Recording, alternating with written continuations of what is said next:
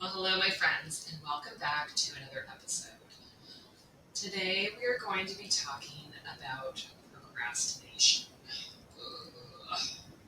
I think I'm going to end up with all of the main episodes being about things that make us cringe, right? We talked about feedback last week, and today we're talking about procrastination.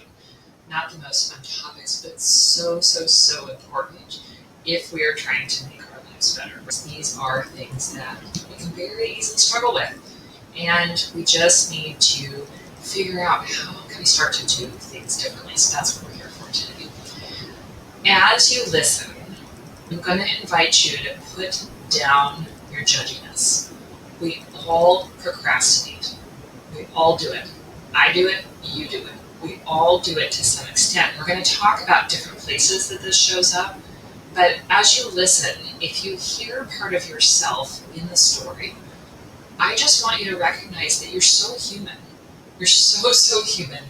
We all do this, and to not be sitting there and beating yourself up, because we're really here to solve this very common human problem. Maybe solve is too strong a word. We're really here to understand it and to be able to start to undo it, to break through and make some progress. As I know, people often show up, patients, clients, they often say, well, I haven't done it perfectly, but, and we gotta drop that sentence from our dialogue, right? The goal is never to do things perfectly. I'd love for that to be the case, that, I don't know, we could say, oh, I'm never gonna eat sugar, and then we just never touch sugar again. Most of us don't truly want that, don't really think that perfectionism should be the goal. So let's recognize our improvement, let's recognize our willingness to try new things, but not make it about, oh, I'm never going to procrastinate again, because that's just not realistic, right? We are just humans. Okay, so before we talk about 5 different ways that, or 5 different places, if you will, that procrastination shows up, I want to share a few things that contribute to our tendency to procrastinate. And this comes from Alexander Rosenthal, who is a researcher that studies procrastination. Doesn't that sound fun? And so these are some of the things that can contribute to our procrastination.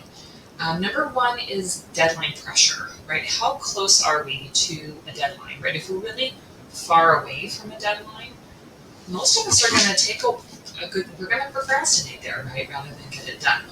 Not everyone's like that, but again, a lot of us, especially if we're really busy, we might procrastinate to the last minute. We know how that feels. Next, 2, what is the value of the task? How important is it in your life? Sometimes things, of course, are very important, right? If we don't do our notes at all, we end up getting dinged often in some way. We don't get paid, right?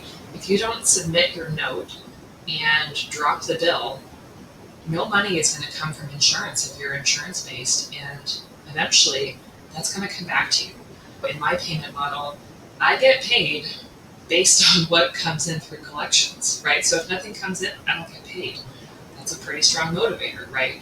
But if there's something in your life that's really low value, or something that you prioritize less than other things, and I'm going to tell you where this pops up, right? Say you're trying to work on an exercise habit, but you value yourself and your health lower down than all the other things on your list, usually serving other people, right? You're going to tend to procrastinate on it. You're going to tend to procrastinate on exercise because you've got all these other people to serve their needs. We're going to come back to that as we talk about different places this shows up. But the value of the task matters, and how you value the task, not necessarily the value of the task overall. Area number 3, the confidence that you have that you can complete the task. So when there is something that feels unachievable, undoable, not really sure how to get it done, you are more likely to drag your feet, right? This comes up in all sorts of places that we often feel kind of silly about. But say, for example, I should look over my tax return, right? My accountant has prepared it, and I'm supposed to look it over. I'm supposed to review it, right, and submit it. Now, I find taxes and accounting to be particularly challenging. It's like a foreign language to me. So when I do that, when I pull up the tax return and I see all these numbers and all these boxes and Form A and Form B and blah, blah, blah, blah, blah, I can't make heads or tails of it. That's why I pay somebody to do that for me. So I'm very likely to procrastinate on that task of reviewing it because I don't have the competency to actually do anything about it. I'm very unlikely to be able to look at that and say, oh, yeah, well, it turns out you missed blah, blah, blah, because I can't read it, right? Again, that's kind of a silly example, but if we don't feel confident that we can actually complete the task, we are more likely to procrastinate on it. And attribute number 4 is our relative impulsivity or distractibility. And some people will put this into our personality, right? How likely are we to be pulled off tasks by distractions? I would argue here that it's not simply a matter of personality, because as you have probably experienced, when you are more tired, when you are more overwhelmed, your distractibility goes way up. Your bandwidth is very low to stay on task. Your bandwidth is very low to have that sort of persistence to it. So it's not simply this innate quality here. I really think it has to do with like what's going on in your life right now. What are you experiencing? How much do you have on your plate? That's going to contribute.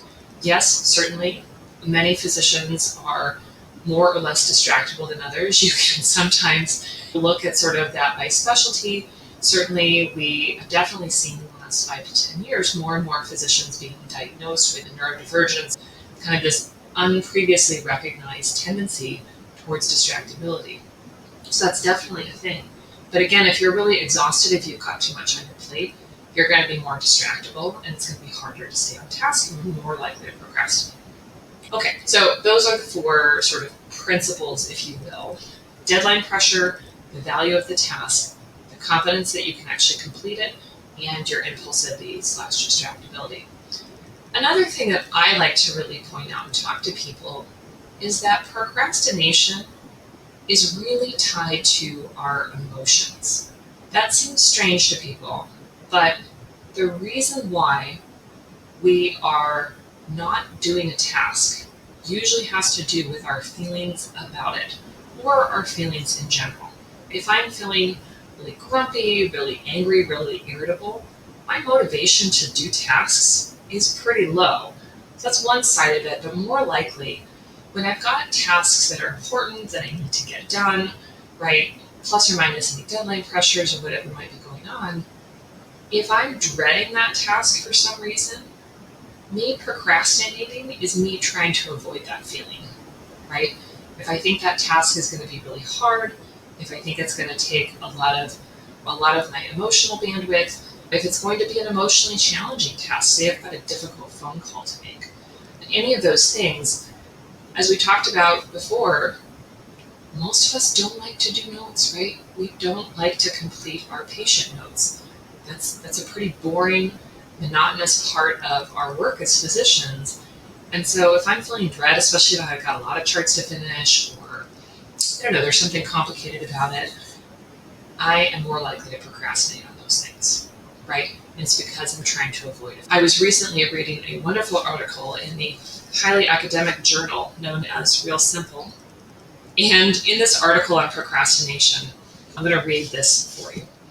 When we complete an easier task, we get the satisfaction of crossing off a to-do and a rush of the feel-good neurotransmitter dopamine. I call this emotional misregulation because you really believe that by doing these other things you'll feel better. And for a time you do, says psychologist Tim Seigel, PhD, author of Solving the Procrastination Puzzle. But we all know how specious that is when the real task still looms.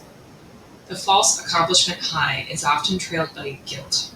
And when procrastination becomes chronic, Mitchell says, guilt transforms into shame.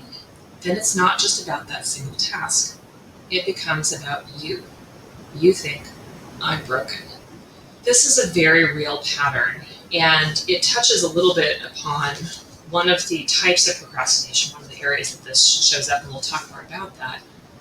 But I want to really recognize and highlight here that Our emotions are a huge driver of procrastination. And I see this all the time. People feeling deep shame is progressed beyond guilt. Guilt is, I've done something wrong, I made a mistake, this behavior wasn't appropriate. Shame is, I'm wrong, I'm not appropriate, I'm broken, I'm not worthy. It's a much deeper, more painful feeling, and it's often a part of this experience of procrastination. And so it really matters to start to unpack this a little bit more and figure out, are you having a problem with procrastination, and how do we get going with making changes? So I'm going to talk next about the 5 ways that procrastination tends to show up in the people that I work with. Number 1 is productive procrastination. And that is when we are avoiding doing a task that we don't want to do, say, checking our inbox or completing our notes. And what we are doing instead is we are doing some other task that feels really important. Now, if we are sort of thinking about the hierarchy of how important tasks are, almost always when you are doing productive procrastination, the task that you are actually doing is quite a bit lower down on the importance. Let me give you an example. Say I've got 20 chart notes to complete from the week, and it's Saturday. And I know that I need to get them done, and I have this feeling that I don't want to sit down and do them. So what do I do instead? I go clean the junk drawer. I fold the laundry. I tidy my desk, right? I am doing things that are tasks, right? I'm not scrolling on Instagram. I'm doing work, right? I could write those tasks down on my to-do list, and I could check a box, right? Get a little dopamine hit from checking a box, as many high achievers do. So I'm doing work, but I'm telling myself that that work is somehow more important than the thing that's actually more important. This happens a lot. We are very good at finding things that need to be done and sort of elevating them in the hierarchy. So that's productive procrastination. Number 2 is what I'm calling ego procrastination. And that is where I am avoiding something that I'm not good at, and I'm choosing to do something that I am good at. So, and where I see this come up is, oddly, we might spend more time than is necessary doing doctory work because we're good at that, than doing something that we're not good at, or kind of avoiding something that we feel uncomfortable about. So let me give you an example. If things are difficult at home, or I don't know, say you've got really young children and you go home and there's diapers and dinner and there's just so many things, you might drag your feet and really, really clean out your inbox before you go home, because you're good at that and you feel capable there, but maybe you don't feel as capable at home as a parent. Another place where this pops up in physicians, especially physicians who are trying to do something on the side or run their own business.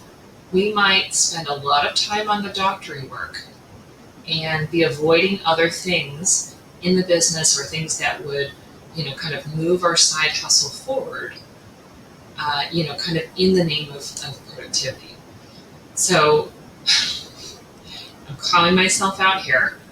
I would much rather hop into my inbox, right, and make it all pretty and clean it all out than record something to market my business on Instagram. I would much rather do the doctor stuff than do some of that marketing stuff.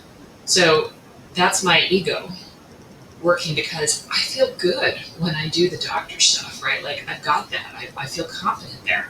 I don't feel as confident with the marketing stuff, right? Or other sort of tasks related to my business. And I would place this up. Say you've got a presentation, or you're going to be leading a meeting or something, and again, you do something that you feel good at to avoid the discomfort of the thing that you're not so good at. I'm calling that ego procrastination. Another common area where we procrastinate is what I'm going to call research procrastination. Again, we're really picky on notes I don't know, I pick on notes a lot. I hate doing our notes. Who out there is like, oh boy, I get to write the patient note? No one that I know. Research procrastination is when you feel like you don't have enough information in order to complete a task. So before you close this patient note, you need to research the zebra that is on your differential, but you don't know that much about, because you can't possibly close the note until you've closed that mental loop in your brain. So say you've seen the patient, you've ordered the blood test, you kind of have this differential in your mind, but you won't actually complete the note because there's this small possibility over here of it being this other thing. And even though the patient is gone and like you've ordered the test, like you're moving forward in your diagnostic evaluation, your discomfort with not knowing enough, quote, air quotes here, will keep you from actually completing the task. This is something that comes up kind of a lot with people, and could we label that a perfectionist habit? Of course. Can we label it something that I have to feel good enough, I have to feel smart enough, and therefore I need to put something in there somehow, I don't know, a beautiful paragraph about the zebra and how I'm evaluating for it? I don't know, but it's a problem, right? Because if it's leading you to constantly leave notes open, especially if you tend to have complex patients and you have a lot of discomfort about the complexity and diagnostic uncertainty, your charts can really stack up. So we're calling that research procrastination. Another place this might pop up in your not doctor life is, I don't know, you've got some project that needs to happen around the house and you need to find someone to help you do it. Maybe it's plumbing, maybe, I don't know, you want some landscaping done, something. And you avoid actually getting started because you need to research the best person to do it, right? That means you need to ask people, you need to do a Google search, and anyway, you get going down a rabbit hole and you don't actually take any steps forward. Research procrastination. Number 4, and again, I say this with total love, been there, done that. Certification procrastination. This is where you won't get started and try new things because you feel like you need some kind of a certificate or some kind of a credential, some kind of proof that you are good enough to do the thing. So let me give you an example. There are all these secondary board certifications out there, right? I have an obesity medicine certification. There's lifestyle medicine, functional medicine. There's all sorts of things that are secondary certifications, right, that get added on to whatever your initial training was. And sometimes I see people not practicing at all the thing that they want to be doing until they get that certificate, right? Until somebody has checked them off. And although I get it, these are not things that actually require certification to get going. You don't have to be obesity medicine certified or lifestyle medicine certified to start practicing. Yeah, it helps your credibility. Yeah, maybe if you were seeking a certain kind of job, you might need that. But if you're just out there wanting to incorporate these things and they're new to you, you're learning them as you go, I see a lot of people holding themselves back and I can't start talking to patients about lifestyle and nutrition until I get that certification. This comes from our training, from all the degrees and certifications that you've gotten before along the way, right? We put a very high value on having some kind of a certificate, a degree, some kind of credential behind our name, behind our CV. And it keeps you from doing the uncomfortable thing of trying and failing, getting out there and practicing the skills, right? So common. You don't need to do it, but we have to be aware that we're doing it in order to make a difference. And we're going to come back to ways that we can get going on this. And area number 5, where I see procrastination, is what's called revenge procrastination. Now, this largely has to do with bedtime, right? When you are you're procrastinating on going to bed because you've had a tough day, Maybe the kids are in bed now, right? Or the dog is fed, right? And you haven't had a moment to yourself all day. And so what do? You binge watch some shows, you eat a bunch of snacks, right? You stay up way later than you need to. And even though you're exhausted because you are fighting so hard to have a little time and space for yourself in the day. When we do this, and this is such a common human behavior, there's a few things going on. One is that we're usually procrastinating on something that would actually be good for us, going to bed, which then has downstream effects on our ability to exercise and kind of eat healthily the next day. Like there's a lot of sort of downstream consequences of this. But also, I think we need to recognize that when we are frequently revenge procrastinating, we are probably withholding things from ourselves during the day that make our day even harder than usual. Granted, our days can be quite hard, right? I'm not suggesting that they're not. But if we are not feeding ourselves, giving ourselves a moment of rest, having connection with other humans, when we are constantly sort of withholding things that feel good in the name of, I have to do this, I have to do this, I have to do this, that's a setup for this revenge procrastination, right? Because then we need to take time for ourselves, right? And it ultimately creates this cycle where we are not doing good self-care. We are frequently numbing out in the evening. We're not getting the rest we need. We're not getting the exercise. Again, we're probably not eating that healthfully. We're not engaged with the people that we love and connected to them. We're not playing and laughing and doing all those normal human things. So there's a lot that's baked into revenge procrastination. And again, it's so common and so human, but we need to be able to figure out what's going on there, figure out all the elements to it so that we can stop that behavior, right? Because of course, most of that is going to come at the end of the day when we've got decision fatigue, we've got actual fatigue, we've had a long, stressful, busy day that we probably worked our butts off, and we're leaving nothing in the tank, right? That's a huge problem. All right, so those are your top 5 places where procrastination pops up. Productive procrastination, right, where you sort of elevate a lesser task because you don't want to do the thing that you need to do. Ego procrastination, where you choose to do something that you're good at in order to avoid doing something that you're less good at, that you feel more uncomfortable with. 3, research procrastination, where you don't complete a task because you need to know all the things and I don't know, have this complete picture in your mind. 4, certification procrastination, where you won't actually get started practicing something until you are all checked off and people can see you as an expert. And 5, revenge procrastination, right, where you are usually numbing out difficult feelings, numbing out a difficult day, but it's leading you to avoid doing the things that you know will be healthy for you.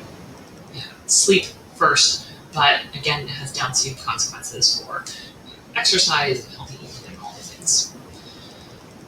Okay, again, I'm going to remind us that we're not here to should on ourselves. We're not here to blame ourselves for this. I want to normalize and humanize these behaviors because we are just human beings. We are just hardworking, caring professionals who work really hard in a broken healthcare system, taking care of humans who are not at their best. And whatever we've got going on at home, right?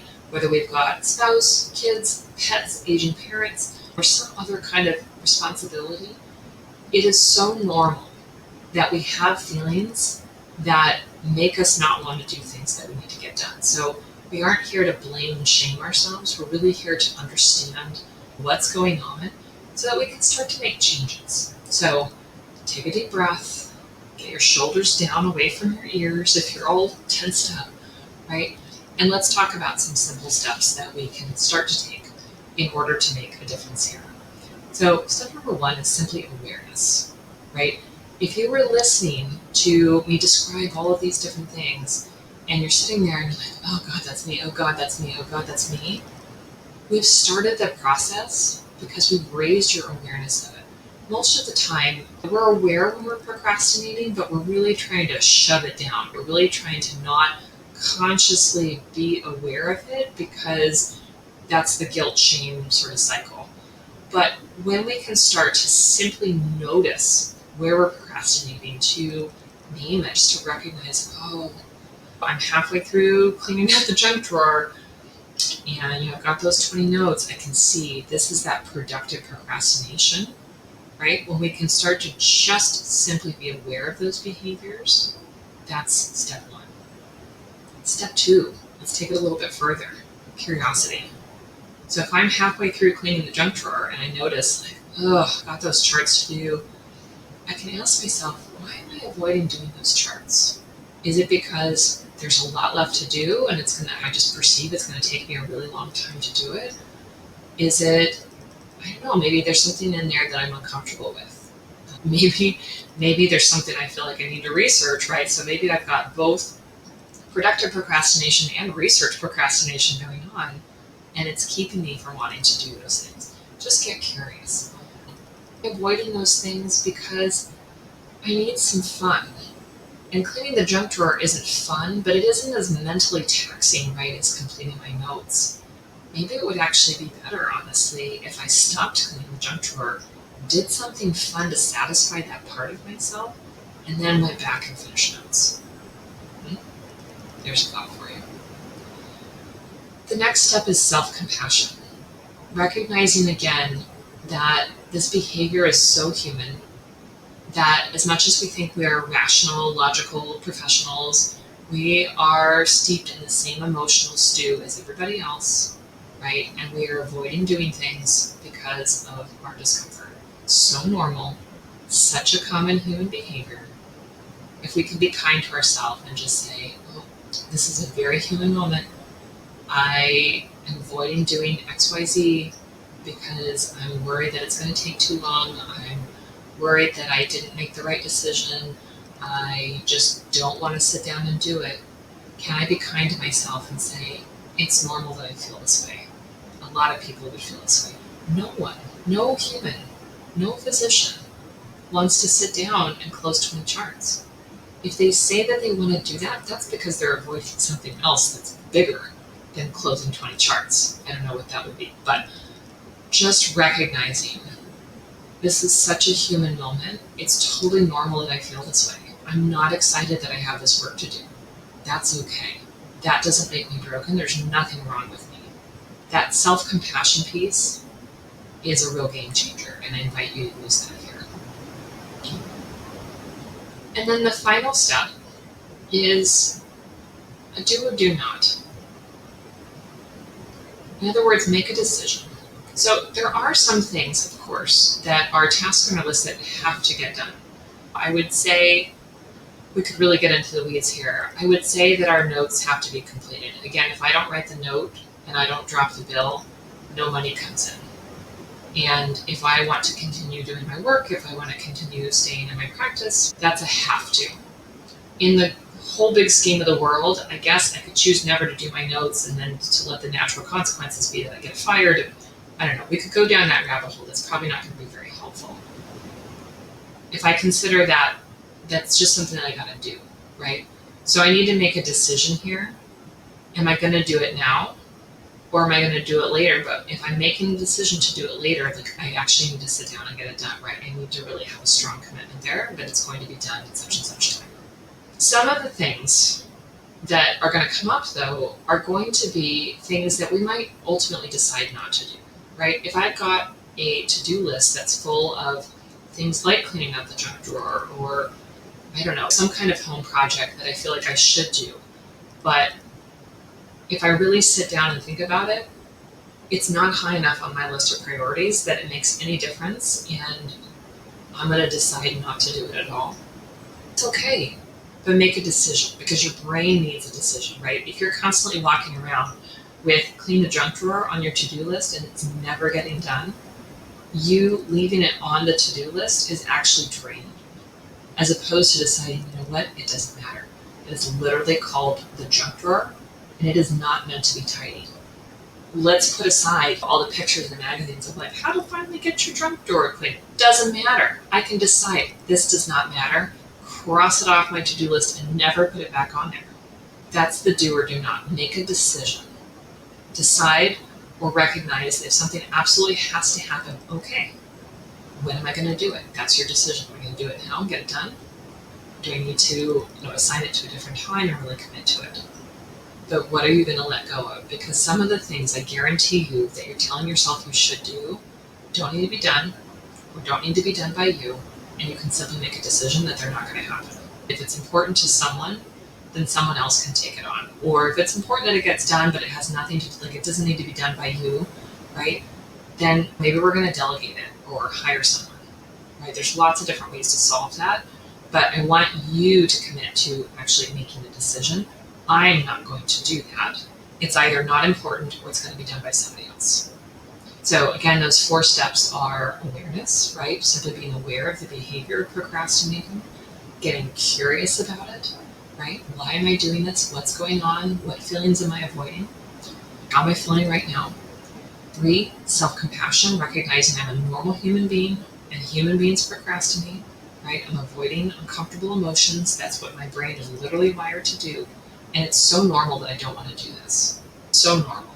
And then 4, I got to make a decision. Is it important enough that I need to do it? That I need to do it? Yes or no? When am I going to do it? If it's not important enough for me to decide to do it myself, is it important enough that somebody needs to do it? And if so, who's that going to be? Just committing to decide. Again, total permission. No one needs a clean junk drawer. It is never going to be on your tombstone or in your obituary. She had such a clean junk drawer. Let it go. Okay, that's my personal bias. My friend, we have covered a lot of ground today. This is probably an episode that you may want to go back and listen to again. You may want to take yourself some notes, but really, lean into that step of awareness and curiosity and see what comes up for you. Procrastination is such a common theme that I see in all of my clients, at least somewhere. We're totally normal human beings. Let's not judge ourselves for that, but let's figure out if it's important to us to start making changes, right? If things aren't going so well, let's decide what we're going to work on, and let's just get going. And these are the steps that will help you move forward. Have a wonderful week, and until next time, take care.